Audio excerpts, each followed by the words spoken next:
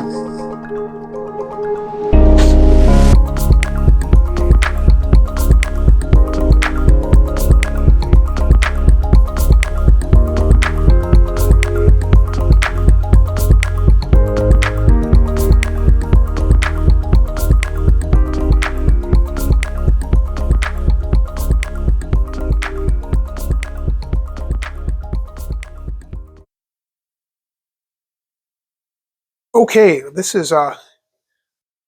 turned out really beautiful, and I'm really,